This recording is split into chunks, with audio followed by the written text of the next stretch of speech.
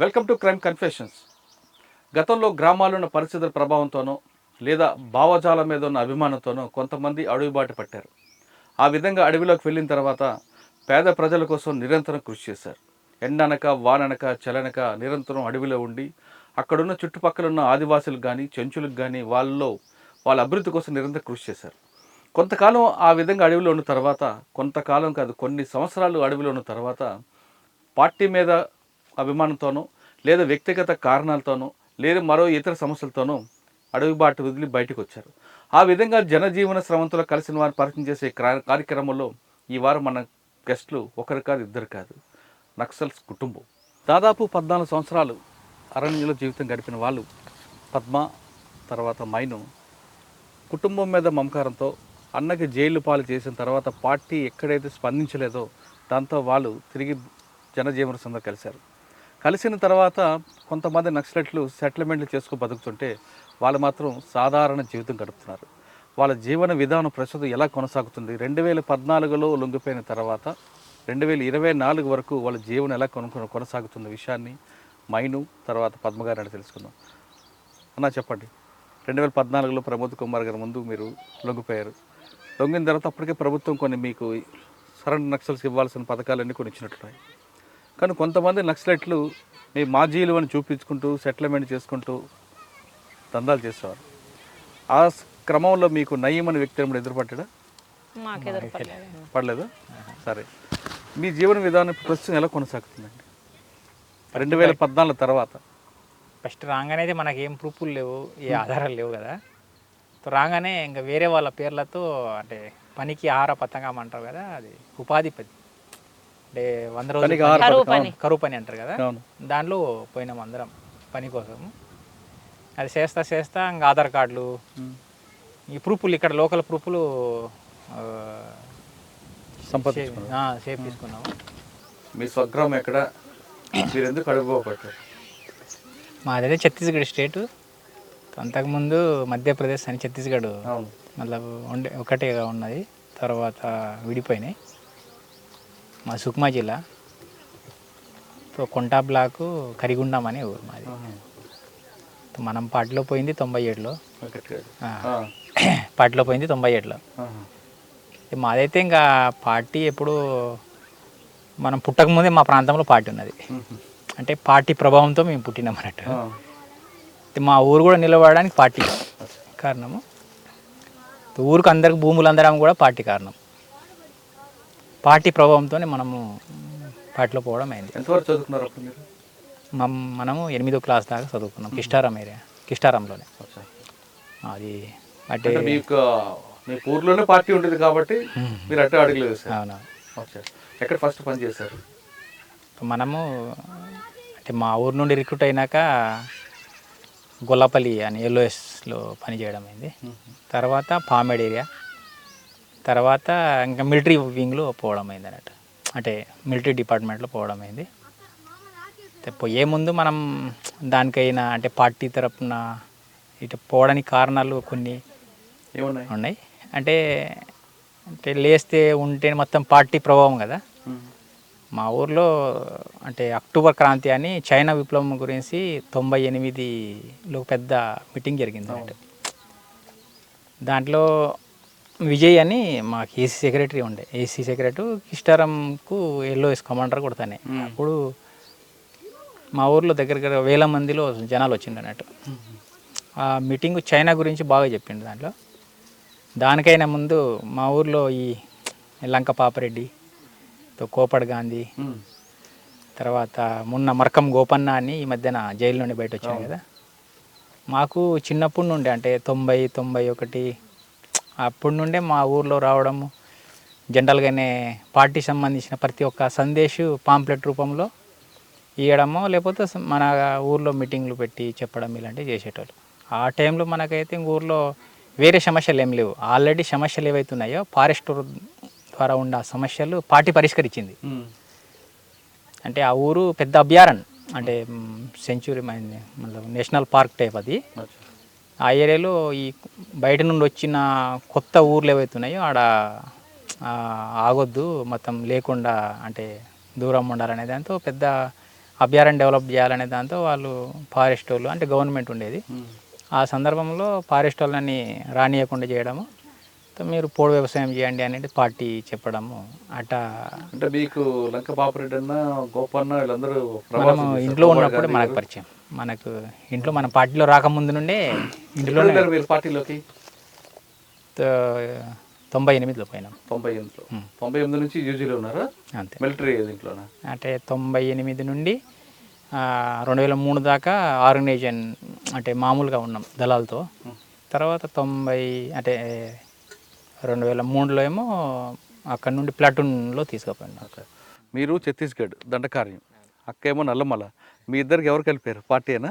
పార్టీనే కలిపి.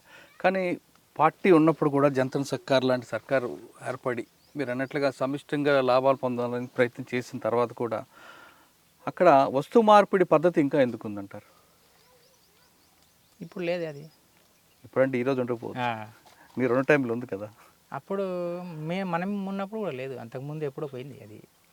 మస్తు నేను 2012లో చూసా, బియ్యం ఇస్తే బెల్లం ఇవ్వాలి, బెల్లం ఇస్తే పప్పు ఇవ్వాలి. ఆ వస్తువు మార్పిడి అనేటువంటిది ఉందన్న, సంతల రూపంగా కూడా వీళ్ళు అక్కడ వీళ్ళు ఎక్కడి నుంచో పండినటువంటి అడవి వస్తువుని నుంచి వాళ్ళు అరటిపళ్ళు పనసపళ్ళు తీసుకొచ్చి చింతపండు పసుపులాంటి తీసుకొస్తే ఇక్కడ నుంచి వాడు ఒక కలు సీసా ఇచ్చేవాడు. వస్తువు మార్పిడి అసలు పాత సిస్టమ్ అదే కదన్న, మన ఊర్లలో కూడా అదే కదా. అవును. ఇప్పుడు అదంతా వ్యక్తిగత ఆస్తి, స్వార్థం పెరుగుతున్నది. స్వార్థం పెరిగే కొంది ఇవన్నీ పెరుగుతున్నాయి తప్ప ఇప్పుడు వాళ్ళల్లో ఆ స్వార్థం అనేటువంటిది కనిపించదు అసలు. వీడు బతుకుతున్నాడు అంటే ఇంకొకరు కూలగొట్టాలనేటువంటి ఆలోచన కనిపించదు. అక్కడ వాళ్ళ లేదులేండి, కుట్ర అని ఉండదు. కాసేపు మనిషి ఆ విషయం పక్కన పెడదాం అన్న, అన్నదానికి వెళ్తాం అన్న. మీరు చెప్పండి అక్క, మీరు ఒకే టీంలో పనిచేశారు, మీరు సూర్యం అన్నాను. ఒక ఆంబుష్ దీంట్లో ఆయన ప్రాణాలు కోల్పోయారు. మీరు చేస్తున్న దీంట్లో 76 మంది సిఆర్పిఎఫ్ దళాలది అటాక్ ఉంది, ఒక్కసారి అది రివీల్ చేయండి. అదేం పార్టీ తీర్మానం అది. అంటే మా కంపెనీ నుండి కొంతమంది ఏఓబి పోయినరు, అది మన వాళ్ళు ఇప్పుడు చెప్పినట్టుగా ఒక 30 మంది దాకా అటుపోయినారు. మిగిలిన ఒక 50 మంది దాకా ఈయనే ఉన్నారు. దానిలో భాగంగా నేను కూడా ఈయనే ఉన్నా. అది కమిటీ తీర్మానం. అంటే అంటే ఆయుధాల కోసమేనా?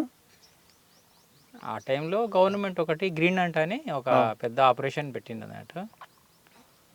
ఆపరేషన్కి ఎట్టయినా మనం అంటే ఇవ్వాలనే దాంతో అది సిఆర్వి ఆర్ సిఆర్సి ఎస్ఎంసి వీళ్ళ ప్రస్తావన అన్నట్టు తీర్మానం. ఆ తీర్మానం ఎక్కువ కేంద్రీకరణ అయ్యడానికి అంటే మా సిఆర్సి కంపెనీ అని బెటాలియన్ ఈ రెండు కలిసి పెద్ద ఎత్తున మనం పోలీసుల మీద చేయాలి, ఇంకా తుపాకులు స్వాధీనం చేసుకోవాలని అది తీర్మానం. అది పార్టీ తీర్మానం తర్వాత ఎక్కడ జరిగింది కరెక్ట్గా? అది జగురుకొండ ప్రాంతం అన్నట్టు, అంటే దక్షిణ బస్తర్లోనే జగురుకొండ ప్రాంతం. దాని నుండి పక్కన ఒక సిఆర్పిఎఫ్ క్యాంప్ ఉంటుంది, సింతల్నార్ అని. సింతగుప్ప మధ్యాహ్నం అనేది అది. సింతగుప్ప నుండి ఒక 12-14 కిలోమీటర్ దూరము. ఈ సింతల్నార్ నుండి ఒక 4 కిలోమీటర్ దూరం అది. దాంట్లో ఒక చిన్న ఒక గుట్ట టైప్ ఒక సైడ్ ఉంటుంది, ఒక సైడ్ ప్లేన్ ఉంటుంది. ఎప్పుడు వచ్చిన పోలీసు వాళ్ళు అది సిఆర్పిఎఫ్ రోడ్ ఓపెనింగ్ కోసం వస్తూ ఉంటారు అన్నట్టు. దాంట్లో ఎప్పుడు వచ్చినా ఒక 100-150 మంది అటు వస్తారు. దానికి ఆడొచ్చేసరికి 2 భాగాలు అవుతారు. 2 భాగాల్లో ఒక భాగానికి కొట్టాలి, ఒక భాగాన్ని డిస్టర్బ్ చేయాలని ప్లాన్. ఆ ప్లాన్లో అంటే మనం ఏదైతే అనుకుంటామో అనుకున్న దానికి భిన్నంగా వచ్చింది. అలా 2 భాగాలకి వస్తారనేసి అనుకున్నాం కదా, వాళ్ళందరూ ఒకే రూట్లో వచ్చిందంట. అట్టా మనం దాంట్లో ఇంత ఒక్కరిని కూడా వదలకుండా సరౌండింగ్ చేసి. ఎన్ని గంటలు జరిగిందన్న? అది స్టార్టింగ్ ఎన్ని గంటలకి, ఎండింగ్ ఎన్ని గంటలకి? పొద్దున 5:50 ఏమో, అంటే 10 నిమిషాలు తక్కువ 6కు మొదలైంది, 9కి క్లోజ్ అయింది. 3 గంటలు. ఎందుకు వచ్చారు వాళ్ళందరూ? రోడ్ ఓపెనింగ్ వచ్చారా? వాళ్ళ ప్లాన్ మనకు తెలియదు. మనది ఏంటంటే ఇక్కడ వస్తే ఇక్కడ చేయాలనేది, అంతేగాని వాళ్ళ ప్లాన్ ఏంటంటే ఏదో 3-4 ఊర్లు పెట్రోలింగ్ చేసి పోవాలనేసి కొమ్మింగ్ చేసి పోవాలనుకున్నారు వాళ్ళు. మీరు ఎంతమంది ఉన్నారు, వాళ్ళు ఎంతమంది ఉన్నారు? వాళ్ళు 82 మంది అట. మేము ఇటు ఒక 300 మంది ఉంటాం. అబ్బా. అందులో మీ రోల్ ఏంటి? మా రోల్ అంటే ఇంకా పార్టీ చెప్పిన బాధ్యత మనం నిర్వహించినాం అంతే. అంతా ఫైరింగ్ అయినా మీరు అందరూ కూడా? మొత్తం ఫైరింగ్ అంటే మైండ్స్ గిన్స్ ఏం లేవు, ఆ. ఫైర్ చేసుకుంటూ ముందు పోవడం అంటే వాళ్ళందరూ ఒక ట్రూప్గా వచ్చారు కదా, మీరు ఆపోజిట్ కొట్టారు వాళ్ళని అంతే. లేదా సైడ్ సైడ్ నుండి అంటే 4 వైపుల నుండి ఫైర్ చేసిన వాళ్ళు. అంటే ఇట్లా రౌండ్గా రౌండ్ రౌండ్ చేసిండ్రు. రౌండ్ చేసినాం కదా, ఆయుధాలు దొరికాయా? దొరికినాయి. దగ్గర 81 తుపాకు దొరికినాయి మొత్తం. ఏకేలు, ఇన్సాసులు ఇలాంటివి దొరికినాయి. ఆ 76 మంది చనిపోయారు కదా, ఆ బాడీలు అక్కడే ఉన్నాయి అప్పుడు? ఆడనే వదిలేసి కొంతమంది ప్రాణంతో కొన ఊపిరితున్న వాళ్ళని కూడా కాల్చి చంపారట కదా. అయితే ఆ టైంలో ఇట్ అనేది కాదు, అంటే వాళ్ళు మళ్ళీ మన మీద తిరగబడతారు అనే దాంతో లాస్ట్ టైంలో ఒక్కొక్క రౌండ్ వేసుకుంటూనే పోతారు. వాళ్ళ కాడ తుపాకి తీసుకోవడము, పక్కన ఇవ్వడము, మళ్ళీ ముందుకు పోవడము అట్లా చేసుకుంటూ పోతారు. చంపడానికే ఆడ కూర్చున్న తర్వాత ఇక మళ్ళీ వాళ్ళు కొన ఊపిరితో వదిలిపెట్టారు కదన్న ఎవరైనా. అట్లా అన్న 76 మంది చంపిన తర్వాత బాధ అనిపించలేదా మీకు?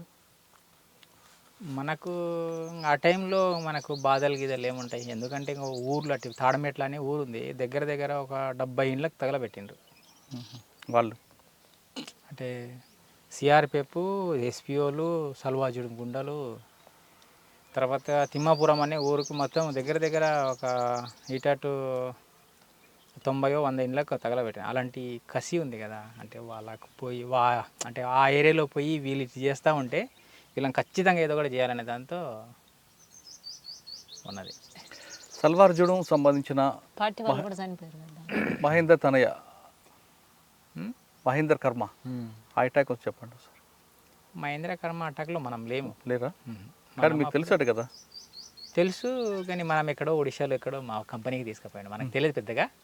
అంటే మా కంపెనీలో ఒక భాగం ఈడు ఉన్నది కాబట్టి వాళ్ళు చెప్పింది అంతే.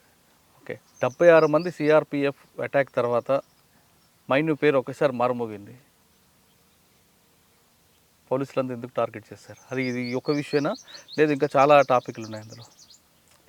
అంటే మనకు ఆల్రెడీ కంపెనీ బాధ్యులుగా ఉన్నాం కాబట్టి బాధ్యత మాది మిలిటరీ రంగం కదన్న.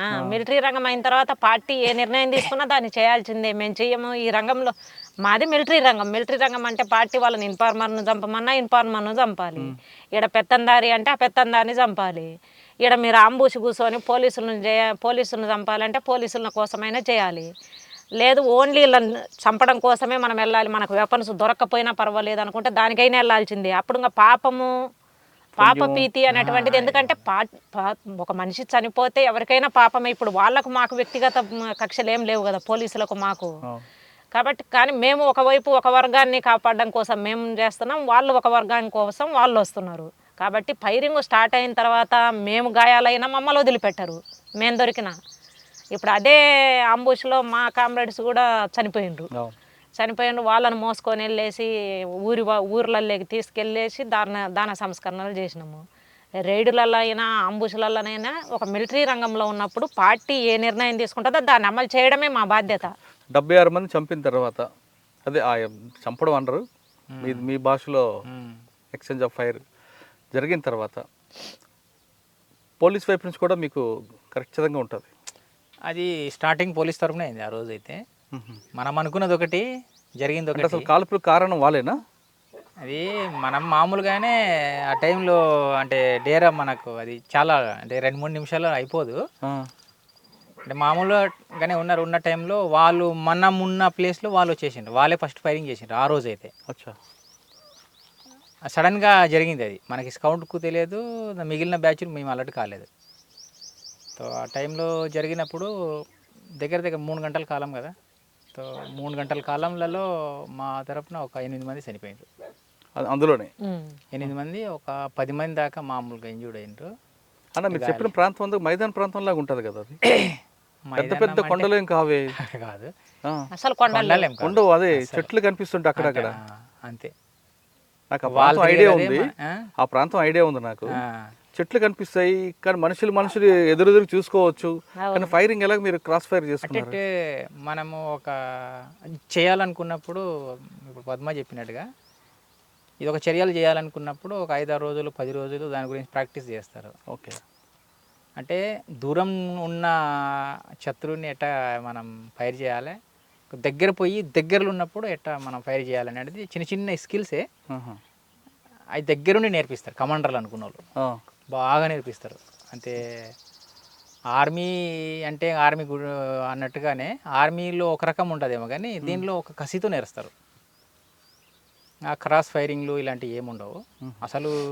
లాస్ట్ టైంలో ఇంకా మనం ఒక 10 మీటరు రౌండ్ షేప్లలోనే మనము నాలుగురు ఐదుగురు పోయి ఫైరింగ్ చేసినాం. మాకు క్రాస్ ఏం కాలే, మొత్తం 5గురు ఫైర్ చేసిన టోటల్ మొత్తం ఆ 2-3 మీదనే టార్గెట్. అట అచ్చా. ఆ విధంగా ప్రాక్టీస్ చేయిస్తారు.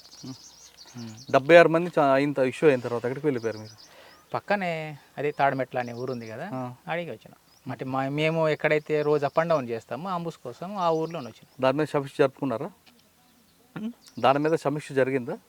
సమీక్ష ప్రతి ఒక్కదానికి సక్సెస్ అయినా సమీక్ష ఉంటుంది, తర్వాత ఫెయిల్ అయినా సమీక్ష ఉంటుంది. ఓకే. దీని తర్వాత పోలీసుల వైపు కూడా చాలా విపరీతంగా కూంబింగ్ చేశారు అప్పుడు.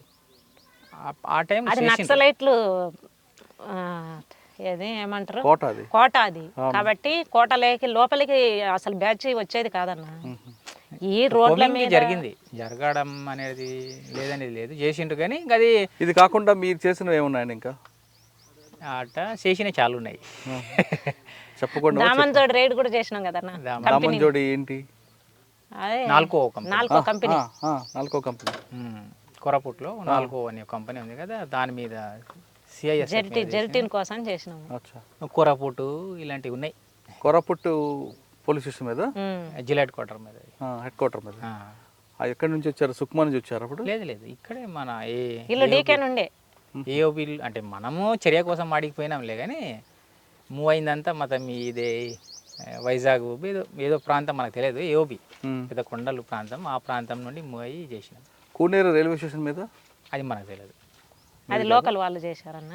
లోకల్ వాళ్ళు అంటే కంపెనీ వాళ్ళు కూడా ఉన్నారు కానీ సింగిల్గా చేసినటువంటి యాక్షన్స్ అవి.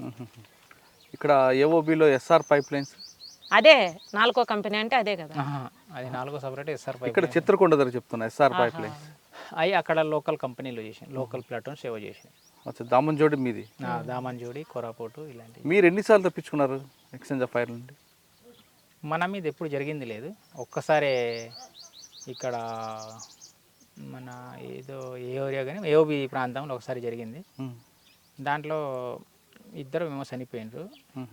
దానిలో నేను సెంట్రీలో ఉన్నా, నా తరపు నేను ఫైరింగ్ ఏం లేదు. ఇంకో సైడ్ నుండి మేము ఒక 17 మంది ఉన్నాం కదా, 17 మందిలలో అటు డౌన్ నుండి ఫైరింగ్ అయితే ఇంకా పైన పోయే టైంలో 2 మహిళలు ఎగం తగిలింది. ఆ టైంలో సాధారణంగా ఫైరింగ్ అంటేనే చాలామంది భయం ఉంటుంది. అంటే మీరు వాడిని ప్రాణాలు తెగించి లోపలికి వెళ్ళారు. మీ ఇద్దరు, మీరే కదా అన్నలు అందరూ అలాగే వెళ్తారు, ప్రజల కోసం త్యాగం చేసి వెళ్తారు. పట్టపగలంటే ఓకే, రాత్రులు ఏ టైంలో ఎక్కడ వస్తుందో తెలియదు కదా, మీరు ఆ టైంలో ఎలాగుంటుందండి మీ ఫీలింగ్స్? అసలు మేము ఫీలింగ్ అనేది మనకు ఎప్పుడు వేరే విధంగా అనిపించలేదు. అంటే మేము అతి పెద్ద సంఖ్యలో ఉంటాం కాబట్టి ఒక బందోబస్తులోనే ఉంటాం. అంటే మాకు ఒక స్కౌట్, దానికి ఒక అబ్జర్వేషన్ చేసేటోళ్ళు, తర్వాత ఒక 10 కిలోమీటర్ నుండి దూరం మనకి ఇన్ఫర్మేషన్ వచ్చేటట్టుగా ఇట్లా కొన్ని ఏర్పాటు చేసి మా కంపెనీ అనేది మూవ్ అవుతుంది. అంటే చిన్న చిన్న యూనిట్లు అనుకో, అది ఎల్ఓఎస్, ఎల్జిఎస్లు, అంటే 5-10 మంది, వాళ్ళు ఒక రకంగా ఉంటుంది. మేము ఒక 100-110 మంది అట్లా ఉంటాం కాబట్టి పెద్దగా మనకు వేరే విధంగా అనిపించదు. అంటే మనం అంతా మూవ్ చేసేది రాత్రినే, పగళ్ళు సైలెంట్గా ఉంటాము. ఎక్కడ పోయినా ఛత్తీస్గఢ్లో పనిచేసిన టైంలో ఇప్పుడు కల్లూరి అని ఒక పోలీస్ ఆఫీసర్ ఉండేవారు. Kalluri police station police officer, అదే ఆఫీసర్లే, బస్తర్ ఐజీ. ఆయన ఎప్పుడైనా మీకు ఎదురుపడ్డారా? ఎదురుపడలే కానీ ఇంకా కొన్ని మొరటగా మన మీద బ్యాచ్లు పంపడం ఇలాంటివి చేసిండు. తర్వాత మరి రిటైర్ అయిందా ఏమైంది మనకు తెలియదు. రిటైర్ అవ్వలేదు ఉన్నారు. ఆయన సల్వార్ జూడును అడ్డం పెట్టుకుని కొన్ని కార్యక్రమాలు చేశారు, నక్సలైట్ నడిచివేశారు అనే ఒక వార్త ఉంది, వాస్తవం అది? ఇంకంతా సల్వార్ జూడం అనేది ఒకటి ప్రైవేటు సైన్యము, దానికి కర్మ నిర్మాత, దానికి సపోర్ట్గా ఎట్టయినా ఇదో అంటే నక్సల్ వ్యతిరేకంగా చేస్తున్నాం కాబట్టి దానికి గవర్నమెంట్ సపోర్ట్ ఇస్తుంది ఎట్టయినా. 2014 వరకు మీరు లోపల ఉన్నారు కదా, 2016 వరకు ఛత్తీస్గఢ్లో రోజు ఒక ఎన్కౌంటర్ జరిగేది, కనీసం రోజు ఒక 2 చనిపోయేవారు. పార్టీకి దానివల్ల నష్టం జరిగిందా? లేదు ఆ ఎన్కౌంటర్ చూసి చాలామంది ఇంకా లోపలికి వచ్చేవారు? అంటే 14 దాకానా ఆ. ఎన్కౌంటర్లు అది ప్రతి ఒక్క ఎన్కౌంటరు దళం మీదే కాదు, అది చాలా ఎన్కౌంటర్లు అంటే ఇంకా జనాల మీదనే. మ్మ్. జనరల్గా ఇక్కడ సింగల్ దొరికినా పట్టుకొని చంపడము ఇలాంటివి చాలా చేసిండ్రు. అవి ప్రతి ఒక్కటి ఎన్కౌంటర్ అయింది అనుకో, ఎన్కౌంటర్ భాగంగా వాళ్ళు కూడా చనిపోయిండ్రు. మ్మ్. అది ఎన్కౌంటర్ రూపంలో అది మనం చెప్పలేము, అది బూటకప్పం అనేది మనం అనుకోవాలి దానికి. అంటే చాలా అంటే చాలా, అంటే ఏడ దొరికిన వాళ్ళు కాడ పట్టుకొని చంపిండ్రు సల్వాజుడుం అనే పేరుతో. ఛత్తీస్గఢ్ అనేది ఎందుకు అన్నది అసలు డెవలప్మెంట్కి దూరంగా ఉంది. అది ఛత్తీస్గఢ్ మధ్యప్రదేశ్ విడిపోయిన తర్వాత అది కూడా భారతదేశంలో ఒక భాగమే.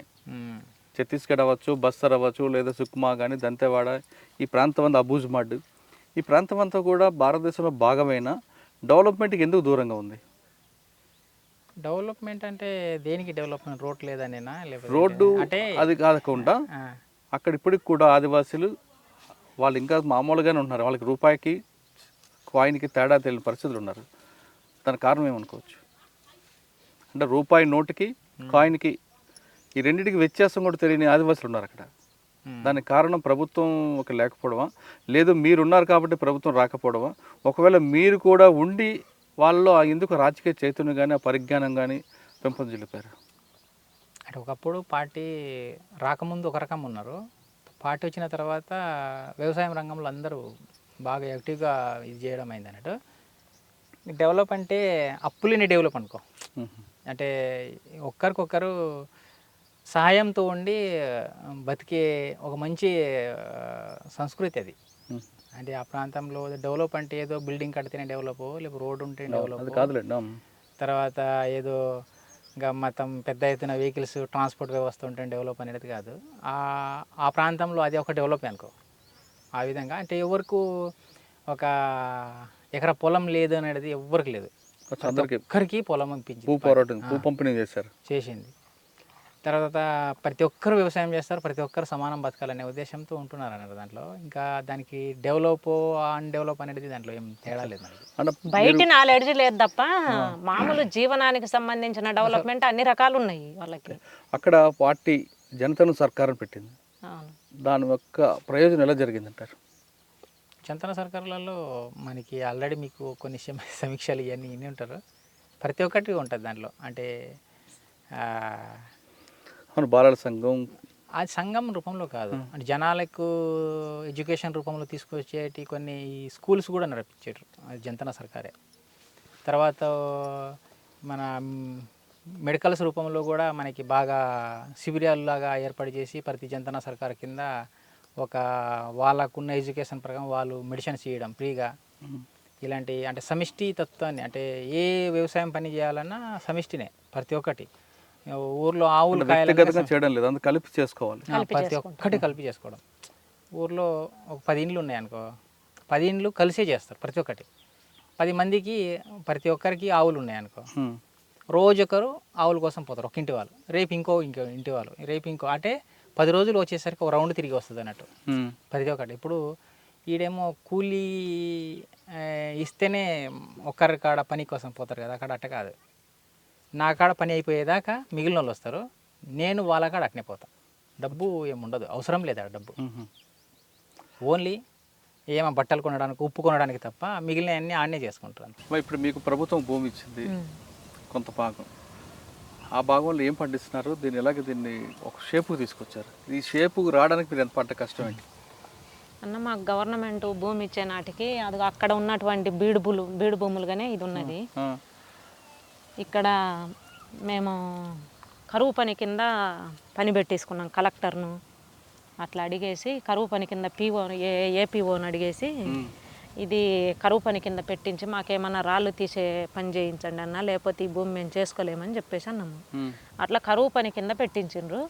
ఈ చుట్టూ గోడలు పెట్టడానికి దాదాపు ఇక్కడ ఉన్నటువంటి ఈ 2 గ్రామాల వాళ్ళు, పందెలపల్లె, తర్వాత ఈ లక్ష్మీపురము, శాంతినగర్, ఈ 3 గ్రామాల వాళ్ళు మాకు చాలా హెల్ప్ చేసిండ్రు. ఇది మొత్తము కరువు పని కింద వచ్చి, కరువు పని కింద డబ్బులు ఇచ్చినా వ్యక్తిగతంగా ఇంకొకరికి పోయి చేయడానికి సహకరించరు ఎవరు. కానీ వాళ్ళు ఈ 3 గ్రామాల వాళ్ళు మాకు చాలా హెల్ప్ చేసి ఈ భూమి కూడా వాళ్ళ ఎద్దులు మేపుకుండేది అయినప్పటికీ ఈ గ్రామ ప్రజలు మాకు ఈ భూమి ఇవ్వడానికి సహకరించారు. ఇట్లా మొత్తం ఈ చుట్టూ ఈ గోడ పెట్టడానికి చేల ఉన్నటువంటి రాళ్ళు మొత్తం కూడా 300 మంది, ఒక్కొక్క రోజు 300 మంది 400 మంది కరువు పని కింద ఈ చుట్టూ చేయించుకున్నాం. ఎన్ని సంవత్సరాలు పట్టిందమ్మా ఇదంతా తయారు? ఇది మొత్తం ఇప్పటికీ 6 సంవత్సరాలు పట్టిందన్న ఇట్లా మేము చేయడానికి. ఈ మొక్క ఈ సైజుకి వచ్చిందో చాలా అందంగా తయారు చేశారు మీరు. చీనికాయలు, బత్తాయికాయలు ఎన్ని గంటలు కష్టపడుతుంటారు? దీన్ని మీరు ఏం చేస్తుంటారు రోజు? మినిమం రోజు 6 గంటలకు వస్తాం పొద్దున. అంటే పొద్దున వచ్చేసి ఇంకా ఒక్కొక్క రోజు 9 దాకా చేసేసి ఇంటికి పోతాము. లేకపోతే అక్కడే లేట్ అయింది అనుకో, 8 అట్టు వచ్చినాం అనుకో, సాయంత్రం దాకా ఇన్నే ఉంటాం. ఏదో ఒకటి చెట్టు పక్కన ఉన్న రాయి తీయడము, దాని చుట్టూ తవ్వకము, గడ్డి ఉన్న గడ్డి తీయడము, ఏదో ఒకటి చేస్తూనే అనమాట. అట్లా చేయబట్టి ఈ ఆకారం వచ్చింది. కానీ నీరు చాలా ఇబ్బంది కదా ఇక్కడ. ఆల్రెడీ బోర్లు 2 బోర్లు వేయించుకున్నాం, ఇంకా వేయాలి. కానీ ఇప్పుడు వెలుగొండ ప్రాజెక్ట్ వస్తుంది, దానివల్ల మీకు లాభం వస్తుందా? లాభమే ఉపయోగం ఇది. మాకు నీళ్ళు వాటర్ పెరిగిద్ది కదా. ఇప్పుడు చెట్లకు వాటర్ తగ్గింది, చెట్లు వాడబడుతున్నాయి, అందుకే ఇట్లా ఉంది. కానీ ఆ నీళ్లు దాంట్లో ఉన్నాయంటే మా బోర్లలో నీళ్లు పెరుగుతాయి కదా. కానీ నీరు పెరుగుతుంది, కానీ రేపు భూమి రేటు పెరుగుతుంది. అన్ని రకాలుగా పెరిగిన తర్వాత దీని మీద కొంతమంది కన్ను కూడా పడుతుంది. కన్ను కన్నా మాకు అట్లా ఏం చేయాలి. ఆల్రెడీ గవర్నమెంట్ పర్మిషన్ తో ఇచ్చింది, మాకు పట్టాలు ఇచ్చింది కదా. పట్టాలు ఇచ్చింది, కానీ ఇంకొక రకంగా కొంతమంది చేస్తారు. అప్పుడు ఏం చేయలేరు. అప్పుడు అట్లా ఏం చేయలేరు అన్న. ఆ నమ్మకం మాకు. ఈ రోడ్డు పక్కన ఉన్న భూమి కదమ్మా, ఎవరు రాలేదు ఇంతవరకు? ఎవ్వరు రాలేదు. ఆల్రెడీ బీడుగా ఉన్నది, అది అక్కడ మొత్తం మళ్ళీ ఎస్సీలకు ఇచ్చారన్న. ఇవన్నీ కూడా అట్లనే బీడుగా ఉన్నాయి. ఇది ఇక్కడ దాకా ఖాళీ స్థలం, ఖాళీ పొలం. ఇది అంటే బీడుగానే ఉన్నది. ఇంక ఇక్కడ మన సర్వేర్లకు వీళ్ళ వాళ్ళకి చూపిస్తే ఇది ఖాళీగా ఉందని ఇక్కడ తేలినాకనే ఇంతమందికి ఇవ్వాలని చెప్తే మొత్తం మీ కుటుంబం అంతా దీని మీద ఉన్నది. అంటే దీనికైనా మంచి పొలాలు ఉన్నాయి. మళ్ళీ 2 ఎకరాలు 3 ఎకరాలు 4 ఎకరాలు అట్ట బిట్టు దూరం ఉన్నాయి. కానీ ఎట్లున్నా కానీ వికేంద్రీకరణం అవుతాం అన్నట్టు. అంటే ఫ్యామిలీ ఒక చోటు ఉండదు, ఆడొక కుటుంబం ఉంటది. ఏది ఉన్నా కానీ మనం ఒక చోట ఉండాలి, ఒకే చోట తీసుకోవాలనే దాంతో గీనె రాళ్ళైనా ఏదైనా కానీ తీసుకోవాలని. ఒకసారి పంట దిగిందా? పంట దిగలేదు, ఇంకా కోతకు వదలలేదు, అసలు కాపుకు వదలలేదు. 5 సంవత్సరాలకు చెట్లను కాపుకు వదిలేదు. ఇది 4వ సంవత్సరము. కొన్ని చెట్లు అది నుండి అవతల 4వ సంవత్సరం, ఇవి 3 సంవత్సరాలు. అది పెట్టడానికి డబ్బులు ఎక్కడి నుంచి వస్తున్నాయమ్మా? మనము కరువు పని కింద పెట్టినామన్న. చెట్లు నాటేది కూడా గవర్నమెంట్ కిందనే పెట్టినాము. కరువు పని కింద 3 సంవత్సరాలు దీని మెయింటెనెన్స్ ఖర్చు ఇచ్చింది. అది అక్కడ బోర్డులు ఉన్నాయి చూసినా, అది అక్కడ బోర్డులు. ఆ బోర్డులు మన కరువు పని కింద గవర్నమెంట్ చేపించిన విధంగా అట్లా ఎస్టిమేషన్ మొత్తం దాంట్లోనే ఇస్తారనమాట. మేము దీంట్లో పని చేసినా మా కూలీ లెక్క కూడా ఇచ్చింది అనమాట. అట్లా 3 సంవత్సరాలు మెయింటెనెన్స్ ఖర్చులు ఇచ్చింది. చెట్లకు ఫస్ట్ 1 సంవత్సరం మొత్తం మేము డ్రిప్పులు బోర్లు వేపించుకోలేకపోయినప్పుడు గవర్నమెంట్ నుంచే వాటర్ పోయడానికి కూడా దీనికి డబ్బులు ఇచ్చింది. అట్లా ఆ బిల్లులతోటే మళ్ళీ ఈ బొచ్చేలో బోర్లు వేపించుకున్నాము. అట్లా దీంట్లో డెవలప్ అయినా తప్ప మేము ఎలాంటి మిగిలిన వాళ్ళ ఏదో నక్సలైట్లు ఇట్లా చేస్తారంట, అట్లా చేస్తారంట, దందాలు చేస్తారంట. మేము వచ్చిన ఉదయం వస్తే మళ్ళీ సాయంత్రం ఇంటికి పోయేది. అట్లా మేము కష్టపడుతున్నాము. అట్లా ఈ పొలాన్ని ఇంత బాగా చేసుకోగలిగినాము. ఇప్పుడు 8 ఎకరాల్లో మీ ముగ్గురు 4 కుటుంబాలు 4 కుటుంబాలు చీని తోట కాకుండా కొంతమంది వేరే గడ్డి నుంచి కొంత పాము తీస్తున్నారు కదా, ఒకసారి వివరం చెప్పండి అన్న. మేము ఇది ఓన్లీ దీని మీద అయితే మరి మనకు రాబడి ఏం లేదు కదా, తినడానికి ఇబ్బంది అవుతుంది అనేటువంటి దాంతో మేము పామరోజా అని చెప్పేసి గడ్డి ఇక్కడ ఏరియా అన్న వేసినాడు 100 ఎకరాలు. సరే దాన్ని చూద్దాము, ఈ మిరప ఈ పత్తి ఇలాంటివి అయితే మనం చెయ్యలేము, వాటికి మందులు కొట్టడము, దానికి అనుభవానికి సంబంధించి ఎంత మనకు తెలియదు అని చెప్పేసి మేము కూలికి వెళ్ళినాం వాళ్ళకి. వెళ్ళినప్పుడు ఆ కూలి పని చేసేటప్పుడు చెప్పాడు, రవి మనం కూడా వేసుకుంటే బాగుంటుంది ఇట్లాంటిది అని చెప్పేసి. కమర్షియల్ పంట కూడా వేయించావు? వచ్చి చెప్పిన తర్వాత సరే కూలికి వెళ్ళడం బాగుండదు కదా మనకి, సరే ఏదో మన శక్తి మేరకు అని చెప్పేసి మళ్ళీ ట్రాక్టర్ను రీఫైనాన్స్ పెట్టేసి ట్రాక్టర్ కంతుల వారిగా తీసుకున్నాము. పనికి పోయిన డబ్బులు మళ్ళీ 6 నెలలకు ఒకసారి కంతు కట్టేవాళ్ళము. ఇది కంతులు అయిపోయిన తర్వాత మళ్ళీ దీని మీద 4 లక్షలు రీఫైనాన్స్ తీసుకొని ఆ డిస్టిలేషన్ పెట్టేసి అక్కడ మళ్ళీ మా ఊరు దగ్గర ఉన్నటువంటి మా భూములే, మా ఊరు దగ్గర ఇప్పుడు ముంపు గ్రామం కింద పోయినటువంటి భూములు ఇంకా నీళ్ళేం రాలేదు కాబట్టి ఖాళీగా ఉన్నాయి. ఆ భూములలోనే గడ్డి వేసుకున్నాం, మా ఊరు దగ్గర వేసుకున్నాం గడ్డి. ఆ గడ్డి తీసుకొసుకొని 5 ఎకరాలు వేసినాం. ఆ గడ్డి తీసుకొసుకొని ఇక్కడ కాలుస్తాము. కాలుస్తే ఒక డ్రమ్ము గడ్డి తొక్కి కాలుస్తే 2 లీటర్ల ఆయిల్ వస్తుంది. 2 లీటర్ల ఆయిల్కి 4,000 వస్తాయి. అట్లా చేస్తున్నామన్న. ఇప్పుడు ఇది చేయబట్టి సంవత్సరం అవుతుంది మేము. అంటే పైన ఖర్చుకు ఉపయోగపడతాయి అనేటువంటిది మేము ఇది పెట్టుకున్నాము. మా లాస్ట్ చెల్లెలు వాళ్ళు అది అక్కడ ఒక 60 పొట్టెన్లు పెట్టుకొని వాళ్ళు వాటిని మేపుకోవడం, 6 నెలలు 7 నెలలు మేపడము, అమ్మడం, మళ్ళీ ఆ డబ్బులతో వడ్డీ కొంత ఎగస్ట్రా వచ్చినటువంటి డబ్బులతో మళ్ళీ చెట్లు తవ్వేసుకోవడము, మళ్ళీ అసలు డబ్బులతో మళ్ళీ తెచ్చుకోవడం. అట్లా ఇంకొక చెల్లెలు వాళ్ళేమో ఇక్కడ పెట్టారు, వీళ్ళు పొట్టెన్లు పెట్టారు. అయితే మా మరిదికి కొంచెం కాలు ప్రాబ్లము, కొంచెం షుగర్ ఉంది. అందుకు అబ్బాయి మధ్యప్రదేశ్ వాళ్ళనే తీసుకొచ్చి ఇక్కడ పెట్టి వాళ్ళ శాతం మేపిస్తున్నాడు. అట్లా మా జీవన విధానం ఇది. కానీ మిగిలిన వాళ్ళు ఎవరెవరో అనుకున్నట్టుగా నక్సలైట్లు పాండురంగారెడ్డికి alias సాగర్కు కోట్లు ఉన్నాయంట, వాళ్ళ ఫ్యామిలీకి ఏంటిది అనేటువంటి చాలా మందికి ఉన్నది అభిప్రాయము. చాలా మంది బయట చెప్పడం ఏంటంటే సాగర్ తన కుటుంబాన్ని అడ్డం పెట్టుకొని రియల్ ఎస్టేట్ దందాలు చేస్తుంటాడు అన్నది, నెల్లూరు కేర్ ఆఫ్ అడ్రస్ పెట్టుకున్నాడని. కానీ అంటే రియల్ ఎస్టేట్ వ్యాపారం చేయడం తప్పేం కాదు, అది ఏమైనా అక్రమమైన వ్యాపారం కాదు, కానీ అందులో బెదిరిస్తుంటాడు అనేది వార్త ఉంది. అసలు మేము మా అన్న ఎవరిని బెదిరించినట్టుగా అసలు ఎవ్వరు ఇప్పటికైతే లేదన్నది. మా అన్న అట్లా బెదిరించే మనిషి కూడా కాదు. ఎందుకంటే మాకు సంబంధం లేకుండా ఏ విషయం చేసినా మేము ఫ్యామిలీ అంతా మొన్నటిదనక కూడా మేము ఫ్యామిలీ అంతా ఒకటే కుటుంబంగా అందరం కలిసి ఈ పని చేసినాము. మేము ఒక పని చేస్తుంటే మా అన్న శాతనైన పని మా అన్న చేస్తున్నాడు ఇక్కడ. సరే రియల్ ఎస్టేట్ చేస్తలేడా అంటే 2018, 19 ఆ టైంలో వచ్చేసి మా బావ వాళ్ళు ఇక్కడ ఆర్మీ రిటైర్డ్, మా అన్నతో పాటు చదువుకున్న వాళ్ళు కాకర్ల వాళ్ళు కొంతమంది, తర్వాత కొంతమంది టీచర్లు వీళ్ళు వచ్చేసి నాగులారం ఇటు మా ఏరియాలో ఉన్నటువంటి వాళ్ళు, అన్న కొంచెం మాకు డబ్బు మేము పెడతాము, కొంచెం మాకు సపోర్ట్ ఉండు, ఈ ప్లాను ఇవంతా మాకు తెలియదు కదా, నువ్వు ఉంటే మాకు కొంచెం ప్లాట్లు కూడా సాగర్ ప్లాట్లు అంటే పోతుంది. ఈ పొలం అంతా చేసుకున్నారు, సంవత్సరానికి ఎంత ఖర్చు వస్తుంటుంది? సంవత్సరానికి ఇప్పుడు తక్కువే అన్న. స్టార్టింగ్లో బాగా ఖర్చు అయింది, గవర్నమెంట్ మా కరువు పని కింద సహకరించింది. కానీ ఇప్పుడు ఖర్చు చెట్లు తోపించడం ఖర్చు, మందులు వేయడము ఇంకా ఖర్చు తప్ప ఒక మొత్తము ఒక టిప్పుకి వచ్చేసి 1,00,000-1,50,000 అట్లా వస్తుంది. అయితే మీ అన్న గారు సాగర్ గారు రియల్ ఎస్టేట్ దందాలు చేయరని? మా అన్న అలాంటి దందాలు ఏం చేయలేదన్న. ఆ టీచర్స్ కొంతమంది కలిసినటువంటి వాళ్ళు, మేము పెట్టుబడి పెడతాము మాతో పాటు నువ్వు హెల్ప్ చేయన్న మాకంటే పోయి ఇంకా ప్లాట్లలో వీళ్ళు అందరు కలిసేసి పెట్టుబడి వాళ్ళే పెడుతున్నారు. వచ్చిన లాభము అందరికి సమానం. ఎందుకంటే హెల్ప్ మాట్లాడడము ఇవన్నీ చేయడం మా అన్న చేస్తున్నాడు కాబట్టి అట్లా వచ్చినటువంటి లాభం వీళ్ళు పంచుకోవడం ఉంది తప్ప ఎవరిని బెదిరించింది లేదు. అలాంటి రియల్ ఎస్టేట్ కూడా మొత్తం అదే బిజినెస్గా కూడా లేదు. మెయిన్ తోట వ్యవసాయము, రెండో బిజినెస్ ఒక బతుకు తెరువు కోసం ఆ బిజినెస్. అన్న మీరు చెప్పండి, మీరు డీకేలో మీరు చేసిన యాక్షన్స్ కొన్ని ఉన్నాయి, దామంజోడి రైల్వే స్టేషన్ కానీ లేదా పోలీస్ క్యాంప్స్ మీద కానీ, ఒకసారి గుర్తు తెచ్చుకొని చెప్పండి. పోలీస్ క్యాంపులు అంటే చాలా చేసినవి ఉన్నాయి. ఒకటే మురికినార్ అని ఒకటి ఉంది, సలవాజుడు అంటే మనకు 2006లో. అది నీ వడగలేదు, నేను చెప్తున్నా చెప్పండి.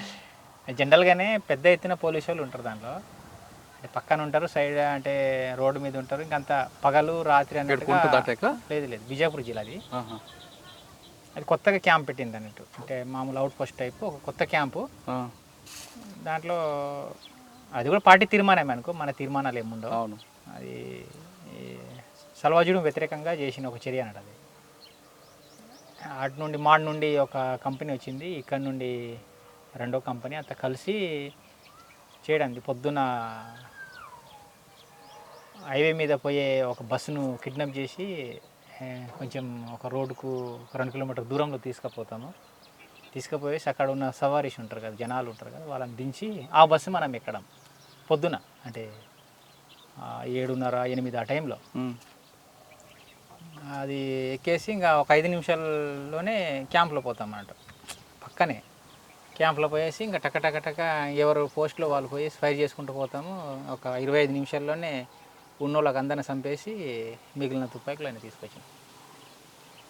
అది వాళ్ళ వీక్నెస్ ఏంటంటే, మావోయిస్టులు జనరల్గా అంటే పార్టీ వాళ్ళు ఎప్పుడు జనరల్గా రాత్రి వచ్చి చేస్తారు, క్యాంపుల మీద దాడి చేస్తారు కదా. అందుకే వాళ్ళు రాత్రి చుట్టూ కాపులో ఉంటారు. అయితే ఉన్న ఒక 70 మంది 80 మంది ఉన్నారు పోలీసు వాళ్ళు, వాళ్ళందరూ రాత్రిపూట మేలుగుతూ ఉంటారు, పొద్దున పడుకుంటారు, పగలు పడుకుంటారు. అది మీరు అది వాళ్ళ అవకాశంగా ఉన్నారు. మేము దీనికి ఎంచుకొని ఇంకా అది ఆ టైంలో వాళ్ళు రెక్కీ చేసిన report Damanjodi railway station. Railway station కాదు అది, రైల్వే క్యాంపే. దామన్జోడి అనేది ఒక పెద్ద 4వ కంపెనీ మైనింగ్ అది అన్నట్టు. అవును. పెద్ద ఎత్తున జిల్టిన్ తర్వాత ఇన్సాస్ ఆయుధాలు దొరుకుతాయని దాంట్లో పార్టీ ప్రస్తావం తీర్మానం అది. దాంట్లో సిఆర్సి ఫస్ట్ కంపెనీ ఎవరో దూసరా కంపెనీ రెండో కంపెనీ అది చేయాలని. దాంట్లో కూడా మనం అనుకున్నట్టుగా జిల్టిన్ ఏది దొరికింది కానీ దొరకడానికి సిఐఎస్ఎఫ్ ఉండే క్యాంప్ ఏదైతే ఉందో ఆ క్యాంప్ మొత్తం మన చేతిలో రాలే. అది సాయంత్రం ఈ 9కి మొదలైంది ఫైరింగు. రెండో రోజు అంటే పొద్దున్న 6 దాకా నడిచింది. దాంట్లో మా తరపున ఒక 4 చనిపోయిండ్రు. 11 మంది సిఐఎస్ఎఫ్ వాళ్ళకి సంపన్నం. దాంట్లో 11 తుపాకులు వచ్చినాయి. 10 టన్నులో 9 టన్నులు జిల్టిన్ దొరికింది తీసుకొచ్చిన. మీరు చాలా రెక్కి వేసుకు వెళ్తారు కదా, వెళ్ళిన తర్వాత కూడా ఫెయిల్ అయిన ఒక ఆపరేషన్ చెప్పండి. ఇది ఫెయిల్ అయింది కదా, ఇది మొత్తం సక్సెస్ ఏం కాలేదు. మొత్తం కాకపోయినా కొంత పార్టీని అయింది కదా, అసలు ఏమి కాకుండా ఏం దొరకకుండా వచ్చింది. 2005లో నేనున్న దాంట్లో, అంటే అది కూడా మనకు పార్టీ డైరెక్షనే. ఏదైనా పార్టీ నేను వ్యక్తిగతంగా ఏముంటుంది దాంట్లో డౌలా అని నారాయణపూర్ జిల్లాలో ఉంటుంది. అది మనకు రెక్కిళ్ళలో అది మరి గోడ కనిపించలేదా ఏంటో కానీ అనుకున్నంత టైంకు మనకు ఆడ సెంట్రల్ మన కబ్జాలో రాలే. తర్వాత క్యాంపు మొత్తం మన చేతుల్లో రాలే. దానిలో 4 చనిపోయినాం. మొత్తం పోలీసు వాళ్ళకి ఏం కాకుండా మనం నష్టపోయి బయట రావడం. అదొకటి. ఏ క్యాంప్ అది? దౌడాయి అనేది నారాయణపూర్ జిల్లాలో ఉంటుంది. 2005లో జరిగింది అది. అందులో మీకు నష్టం జరిగింది. దాంట్లో మా తరపున పార్టీ తరపున ఒక 4 చనిపోయిండ్రు. మీ మీద కూడా ఒక అటాక్ అయినట్లుంది కదా ఆ టైంలో. నాకు గ్రెనేడ్ పీసులు కూడా తగిలినాయి. ఎక్కడ? కాళ్ళకు చేయికి తగిలింది. అది పెద్దగా అంటే ఆ టైంలో మనకు అనిపించలేదు. అప్పట్లో మీకు ఒరిస్సాలో బాగా టఫ్ ఉన్న పోలీస్ ఆఫీసర్ ఎవరు? ఒరిస్సాలో మనకు తెలియదు అంతా. ఛత్తీస్గఢ్లో ఓపీ రటోరా, తర్వాత ఇప్పుడు కల్లూరి అంటాం కదా, వీళ్ళే ఎక్కువ. వీళ్ళు బాగా టఫ్. పార్టీకి నష్టం జరిగింది వాళ్ళ వల్ల. అంటే వాళ్ళు చిన్న ప్లాన్లలో బ్యాచుల రూపాయలు రావడం ఇలాంటిది ఎక్కువ చేసింది. నష్టం అంటే ఆ టైంలో వాళ్ళు ఉన్నప్పుడు నష్టం ఏం లేదులే. ఇప్పుడు ఇంకా పెద్ద ఎత్తున పార్టీ నష్టపోతుంది. కానీ ఛత్తీస్గఢ్లో పార్టీ ఇప్పటికి నష్టం జరగడం కారణం అనుకోవచ్చు. అంటే ఒక పార్ట్ చెర్ల వెంకటాపురం జంతన్ సర్కార్ వైపు ఇప్పటికీ పట్టు ఉంది, కానీ కుంట సుకుమా డిస్ట్రిక్ట్ ఇటువైపు నష్టపోవడానికి కారణం ఏంటి అనేది పార్టీ సమీక్షించాలి. అది మనకు తెలియదు. ఎందుకంటే మనము అనుకోవడం ఇది అనేది మనం బయట నుంచి చెప్పడం కూడా కరెక్ట్ కాదు. బయట నుంచి చెప్పడం కూడా కాదు. ఆ టైంలో అదంతా బాగానే ఉన్నదన్న. మనం డీకే మొత్తం మన పట్టు ఉన్నటువంటి ప్రాంతంగా ఉన్నది. ఇప్పుడు దెబ్బతింటుంది. అది ఏంటిది అనేటువంటిది పార్టీ సమీక్షించుకోవాలి. అంటే పార్టీ తీసుకున్న లైన్ ఎప్పుడు పురాతన లైన్ కాబట్టి పార్టీకి ప్రజలు దూరం అవుతున్నారు అనేది. అంటే ప్రజలు మారుతున్నారు, వాళ్ళ అభిరుచులు మారుతున్నాయి. అవును, దానికి అనుగుణంగా పార్టీ లైన్ కూడా మారితే బాగుంటుందేమో కదా. భారతదేశం అర్ధవలస అర్ధభూస్వామ్య దేశము అనేటువంటిది ఒక లైన్ తోటి మనం స్టార్ట్ అయింది. ఇది పెట్టుబడిదారు దేశంగా మారుతున్నది. అది పార్టీ కూడా సమీక్షిస్తుంది. మొత్తము పరిస్థితులు మారుతున్నాయి. మొత్తము భారతదేశమే పెట్టుబడిదారు దేశంగా మారుతుంది కాబట్టి కొన్ని మార్పులు చేస్తుంది. కానీ మొత్తం లైన్ మార్చుకోవడం అనేటువంటిది అలాంటివి చేయలేదు. వ్యూహము ఎత్తుగడలు అనేటువంటిదే పార్టీ. అదే అదొకటే కాకుండా దీర్ఘకాల యుద్ధం ద్వారా, అదే దీర్ఘకాలిక ప్రజాయుద్ధం ద్వారా రాజ్యం సంపాదించే పార్టీ నిర్ణయం. అంతకాలం పోరాటం చేసే ప్రజలు ఎక్కడ ఉన్నారు? ఇప్పుడు వచ్చే వాళ్ళు వస్తుంటారు, పోయే వాళ్ళు పోతుంటారు. ఇప్పుడు బస్సు ఎక్కుతామన్నా, స్టార్ట్ అయిన కానుండి దిగే వాళ్ళు దిగుతుంటారు, ఎక్కే వాళ్ళు ఎక్కుతూనే ఉంటారు. అది గమ్యానికి అయితే చేరుకుంటుంది కదా. అలాగా పార్టీ సరే వాళ్ళ నిర్ణయాలు వాళ్ళు కరెక్టా కాదా అనేటువంటిది మనం బయట ఉండి చెప్పలేము కదా. కాబట్టి వాళ్ళు చేసేటువంటిది ప్రజల కోసం సేవ చేస్తున్నారు కాబట్టి అది మనము అట్లా మాట్లాడుకోవడం కరెక్ట్ కాదు. కానీ ప్రజలకు అవసరాలకు అనుగుణంగా పార్టీ అవును మారాలి. అది మారాలి అంటే వాళ్ళు బయట కూడా ఇప్పుడు కొన్ని బయట పరిస్థితులు ఇవన్నీ తెలుసు. ప్రజా సంఘాలు కూడా దూరం అవుతున్నాయి కదా పార్టీకి. ప్రజా సంఘాలు కొన్ని దెబ్బతిన్నా మళ్ళీ కొత్త రూపంగా మళ్ళీ సృష్టిస్తున్నారు కదా. ఇప్పుడు కుల సంఘాలు ఎక్కువ అవడం వల్ల పార్టీకి ప్రజలు దూరం అవుతున్నారు అనేది వాస్తవం. కుల సంఘాలు గ్రామంలో ఒక చిన్న సమస్య వస్తే వాళ్ళు ఖచ్చితంగా పార్టీ దగ్గరకు వచ్చి సమస్య పరిష్కరించుకున్నారు. కానీ ఇప్పుడు కుల సంఘాలు ఒక కులానికి ఒక సంఘం అవడంతో ఆ సమస్య అంతా కుల సంఘాలకే పరిమితి అయిపోతుంది. అట్లా ఏం లేదన్న ఆ కులం వాళ్ళు కూడా వచ్చేసి మాకు ఈ సమస్య ఉంది అని చెప్పేసి ఇప్పుడు మాదిగ దండోరా అనేది ఉంది. మాదిగ దండోరా కమిటీ మాదిగ దండోరా అనేటువంటి ఆ పెట్టుకున్నటువంటి వాళ్ళే మళ్ళీ మన పార్టీ దగ్గరికి వచ్చి మాట్లాడిన వాళ్ళు ఉన్నారు. ఇప్పుడు మాల మహానాడు పెట్టుకున్నారు, వాళ్ళు పార్టీ దగ్గరికి వచ్చి మాట్లాడిన వాళ్ళు ఉన్నారు. అట్లా కుల సంఘాలు ఉన్నప్పటికీ కుల సంఘాల ద్వారా కూడా దాన్ని అడ్వాన్స్ చేయించడం అనేది వాళ్ళ ఊళ్ళో ఉన్నటువంటి కొన్ని సమస్యలు పరిష్కరించుకోవడానికి ఉపయోగపడుతుంది. కానీ కులాలుగా దీన్ని కులాలుగా పెట్టాలి అనేటువంటిది పార్టీ రూల్ ఏం కాదు. అన్ని కులాలను కలిపి సంఘాలు పెట్టాలి, అన్ని కులాలను సమానంగా చూడాలి అనేటువంటిది పార్టీ ఉద్దేశం. అయితే కులాన్ని కుల సంఘానికి పెట్టి కులాన్ని నిర్మూలించాలనేటువంటిది అట్లాంటిది పార్టీకి లేదు. ఓకే, పార్టీ వైపు వెళ్ళాలని ఎవరు కోరుకోరు, కేసులు పెట్టుకుంచుకోవాలని. కానీ పార్టీ మాట్లాడుతున్నట్లుగా ప్రజలు ఎప్పటికైనా పార్టీ వైపు తిరిగే అవకాశం ఉందంటారా? సమస్యలే తిప్పుతాయి అన్న పార్టీ వైపు. ప్రజలకు ఉన్నటువంటి సమస్యలే తిప్పుతాయి. ఇప్పుడు చాలామంది ఇప్పటికి కూడా మా దగ్గరికి కొంతమంది ప్రజలు వస్తున్నారు.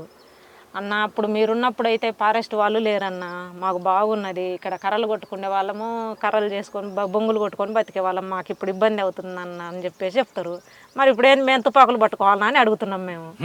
ఇప్పుడు మీరు మీ ఇళ్ళల్లో కూర్చోవాలి, మరి మేము తుపాకులు పట్టుకొని మేము ఒకళ్ళం చేయాలనా అని చెప్పేసి మనం అడుగుతున్నాము. కొన్ని ఏమన్నా మాట్లాడగలిగి పరిష్కరించగలిగినటువంటివి మనం మాట్లాడుతున్నాము. ఓకే, అంటే సమస్యలు ఎప్పటికైనా సమస్యనే ఒక పార్టీ సమస్య ఏదో రూపంలో రావచ్చు, కానీ అటువైపు తిరగకుండా ఉండాలి. ప్రభుత్వాలు ముందు కిందకి దిగాలి. అవును, ప్రభుత్వాలు అందరికీ ప్రభుత్వం డీకేకి పోతుంది అన్న. డీకేలో పెద్ద ఎత్తున బ్యాచ్లని ఇప్పుడు పువ్వారు అనేటువంటి దాదాపు ఒక నెల నుంచి ప్రచారం అవుతుంది. పువ్వారు అనేటువంటి గ్రామంలో పెద్ద ఎత్తున క్యాంపులు దింపినదని చెప్పేసి క్యాంపులను దింపేసి అక్కడ మొత్తం పెద్ద ఎత్తున జనాలను బెదరగొట్టి జనాలను కాల్చి చంపడం అనేటువంటిది కాకుండా జనాల డెవలప్మెంట్ కార్యక్రమం తీసుకున్నదనుకో జనాలే వస్తారు కదా. కాబట్టి అలాంటి ఇప్పుడు ఏపీలో ఉన్నటువంటి గవర్నమెంట్ ఉంది. ఏపీలో ఒకవైపు ఫస్ట్ క్రూరంగా వ్యవహరించిన తర్వాత చాలా కిందికి దిగేసి మొత్తం గ్రామాలకు వెళ్ళేసి గ్రామాలలో జనాలతో మాట్లాడము, రకరకాలుగా ప్రజలకు సహకరించడం అనేటువంటిది చేసిండ్రు. ఆ రూపం తీసుకున్నప్పుడే జనాలకు సహకరించడం ఇంకా పార్టీ అవసరము ఏదో ఒక రకంగా ఉంటదన్న. కాదమ్మా, ఇప్పుడు ప్రభుత్వాలు దిగి ప్రజల దగ్గరకు వచ్చి ప్రజలకు అవసరాలు నెరవేరిస్తే ఇంకా ప్రజలు పార్టీ వైపు ఎందుకు వెళ్తారు? తగ్గుతుంది, మెజారిటీ తగ్గుతుంది. అంటే ప్రజలు ఇప్పుడు ఉన్న యువకులు పార్టీ వైపు వెళ్లకుండా ఉండాలంటే ప్రభుత్వం దిగాలి. అవును, గవర్నమెంటే గవర్నమెంట్ పని చేస్తుందంటారా? అన్ని విషయాల్లో చేయకపోయినా కొన్ని విషయాలు చేసింది అన్న. మీరు చెప్పండి అన్న, ఒకప్పుడు తుపాకీ పట్టుకున్నారు, వెళ్ళారు, పోరాటాలు చేశారు, బయటకు వచ్చారు, ఏదో ఆ ఫోటోలు చూపించి బతకకుండా తిరిగి సాధారణ జీవితం గడుపుతారు. కానీ ఇప్పుడున్న యువత రాత్రి కోటీశ్వర అయిపోవాలని, విలాసవంత జీవితం గడపాలని కోరుకుంటుంటారు. అటువంటి వాళ్ళకి మీరు ఇచ్చే మెసేజ్ ఏంటి? ఫస్ట్ అయితే వాళ్ళ చదువు, ఇప్పుడు చదువుకునేటట్లు ఎవరైతున్నారో వాళ్ళు ఫస్ట్ చదువులలో వాళ్ళు ఏం గోల్ పెట్టి చదువుతున్నారు అనేది ఫస్ట్. ఏం సాధించాలని చదువుతున్నాం అనేది. ఆ క్రమంలో కొంతమంది సాధిస్తాం, కొంతమంది సాధించలేము. నాకు అది సాధించలేను అనేది కొంతమంది నిరాశపడి వేరే విధంగా కావడం కాకుండా వాళ్ళు చేయగలిగేవి చాలా ఉంటాయి. మనము మనిషి అన్నప్పుడు 2 కాళ్ళు 2 చేతులు ఉన్నాయి, దానికి ఆలోచించడానికి మైండ్ ఉంది. ఈ 4 ఉంటే చాలు, మనం ఎక్కడైనా ఏదైనా చేసుకుని బతుకుతాం. నేను పాటి నుండి బయట వచ్చేటప్పుడైనా నాకు రావడానికి ఇష్టం లేదు ఫస్ట్, కానీ అన్నది కదా పద్మ, అదే సరేలే మనం కులం అనుకొని మనం పెళ్లి చేసుకున్నాం, దీనికైనా మనం ఇది ఉండాలనే దాంతో నేను బయట రావడం అయింది. ఇక్కడ పోయినాక బతకడం ఏంటిది అనేది చాలామంది క్వశ్చన్గా అడిగిన మన జంపన్ అయితే చాలా అడిగింది నాకైతే. అక్కడ పోతే బతకడం ఏంటిదని జంపన్న అని మోడెం బాలకృష్ణ, తర్వాత ఇంకా అక్కడ 2-3 ఉన్న సీసీ వాళ్ళు, బతకడం కష్టం అవుతుంది అనేది. తర్వాత అదే కాకుండా బయట వచ్చినప్పుడు కూడా ఆఫీసర్లు కూడా అడిగిండ్రు, అంటే నువ్వు జాబ్ తీసుకుంటే బాగుంటుంది, మీ లైఫ్ సెటిల్ అవుతుంది అనేది. నాకు ఏ జాబ్ వద్దు, మేము ఏదో ఒకటి చేసి బతకడానికి మాకు వేరే ఎవరు చెప్పాల్సిన అవసరం లేదు, మేము ఏదో ఒకటి బతకోవచ్చు మేము బతకడానికి అనే అదే సంకల్పంతో ఉండి ఇంకా 0 నుండి మేము స్టార్ట్ అయినాం ఇక్కడ. ఈ స్థాయిలో మనం దీనికి డెవలప్ చేయడమైనా వచ్చే రోజుల్లో మేము ఇట్ట బతకగలుగుతామని మేము మా కాళ్ళలో మేము నిలబడి వేరే వాళ్ళకి చెప్పడానికైనా మా జిద్దే మా కష్టమే. చదువుకునేటోళ్ళైనా రేపు ఉద్యోగం రాలేదని వాళ్ళు బాధపడాల్సిన అవసరం లేదు. వేరే ఏదో ఒకటి చేసుకుని బతకవచ్చు. బిజినెస్లు చాలా రకాలు ఉన్నాయి. ఇప్పుడు వచ్చిన బిజినెస్లలో చాలా రకాలు ఉన్నాయి. ఇంకా వాళ్ళు ఆల్రెడీ విద్య ఉంది కాబట్టి విద్యని ఉపయోగించి వాళ్ళు ఉన్న నాలెడ్జ్ని జోడించి ఏదో ఒకటి చేసి బతకడానికి. ఒక మనిషి బతకాలంటే నేరం చేయాలని అవసరం లేదంటున్నారు మైను. అలా అని తుపాకీ కూడా పట్టాల్సిన మరీ అంతగా అవసరం లేదని చెప్తున్నారు. తను జీరో స్థాయి నుంచి వచ్చాను, ఈరోజు తన కాళ్ళ మీద నిలబడడం కాకుండా మరో 10 మందికి ఉపాధి కల్పించే స్థాయికి ఎదిగానని చెప్తున్నారు. మనిషిలో సంకల్ప బలం గట్టిగా ఉంటే ఏ పనిని సాధించవచ్చు అనే దానికి బెస్ట్ ఎగ్జాంపుల్ మైనం అలియాస్ రవి. ఎక్కడో ఛత్తీస్గఢ్లో పుట్టి ప్రజల కోసం లోపలికి వెళ్ళి పార్టీ ఆదేశాల మేరకు కొన్ని కార్యక్రమాలు చేపట్టిన తర్వాత పెళ్లి చేసుకుని బయటకు వచ్చి సాధారణ జీవితం గడుపుతున్నాడు. మిగతా మాజీ నక్సలైట్ లాగా దందాలు చేసుకుంటూ కాకుండా తిరిగి సాధారణ రైతు కుటుంబంలా పనిచేస్తూ 10 మందికి ఆదర్శం నిలుస్తున్నాడు. ఇక పద్మక్క కుటుంబం మొత్తం అడుగుకి వెళ్ళారు. కేవలం ప్రజల కోసం వెళ్ళారు తప్ప వాళ్ళు వ్యక్తిగతంగా సంపాదన కోసం స్వార్థం కోసం వెళ్ళలేదు. లోపలికి వెళ్ళిన తర్వాత తల్లిని వదిలిని కట్టుకున్న భర్తని కూడా కోల్పోయారు. అయినా మనోధైర్యం కోల్పోకుండా ఆమె ఖచ్చితంగా మరొక పెళ్లి చేసుకొని సాధారణ జీవితం గడుపుదామంటూ బయటకు వచ్చి ఆమె ఈరోజు మైనుతో కలిసి కుటుంబం అంతా మైనుతో పాటు అన్న చెల్లెలు అందరూ కలిపి ఆ 8 మంది ఒక మామిడి తోట, ఒక బత్తాయి తోటని రకరకాల కార్యక్రమాలు చేపట్టారు. మహిళ తలుచుకుంటే సాధించలేనిది ఏదీ లేదు అంటూ అని చెప్పడానికి బెస్ట్ ఎగ్జాంపుల్ పద్మక్క చేస్తున్న కార్యక్రమం 10 మంది మహిళలకి ఆదర్శంగా ఉండాలని కోరుకుందాం. ఆమె చెప్తున్నట్లుగా ప్రతి మనిషికి ఒక కష్టం ఉంటుంది, ఒక సుఖం ఉంటుంది. కష్టం వచ్చిన వెంటనే ఆత్మహత్య పరిష్కారం కాదు అంటూ ఆమె తనకున్న అనుభవాలన్నీ చెప్తారు. ఇది ఈ వారం పద్మక్కతో పాటు మైను యొక్క మాజీ నక్సలైట్ యొక్క ఎక్స్క్లూజివ్ ఇంటర్వ్యూ. వచ్చే వారం మరో గెస్ట్లో మళ్ళీ కలుద్దాం. అంతవరకు నమస్తే. థ్యాంక్ యూ అన్న. Thank you.